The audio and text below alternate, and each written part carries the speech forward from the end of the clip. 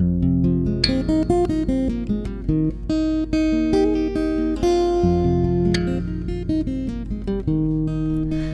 للبيضة لله بحور نتكارك لا تنساني، جبنا لك الصلاح وطاحوا من كل بلاد، سرحني يا سيدي شوفوا ننظر بعيني. يعتبر أطول شاطئ طبيعي في القارة الأفريقية والسابع عالمياً. مسافته تمتد لا يزيد من 50 كيلومتر من الرمال الطبيعية والتي لم تعرف لحدود اليوم أي تدخل يد البشر. إنه الشاطئ الأبيض جلميم وادنون في المملكة المغربية. يقع الشاطئ الأبيض في وسط الكثبان الصحراوية مقابل جزر الكناري، يمتد على مساحة من الرمال دون انقطاع، تحدها كثبان مغرة تندمج من بعيد في خط أبيض مستقيم، ويمتاز برماله الذهبية وثروته السمكية وطقسه المعتدل طيلة السنة.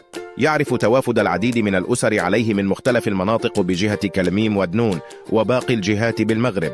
تعود تسميته إلى فترة التواجد الإسباني بالمنطقة، واحتفظت بهذا الاسم الذي يحد هذه الحافة من الساحل الصحراوي مع الشحوب الضبابي لأمواج المحيط.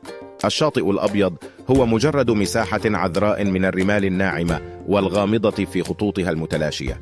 لا شيء سوى البحر، بحر به صفوف من الأمواج، والصحراء التي تحدها من ظهرها تفرض من جانبها وديان متتالية تتناثر فيها الصخور مع نبات الصبار الذي يقطع أسفل واد ذي قاع صخري.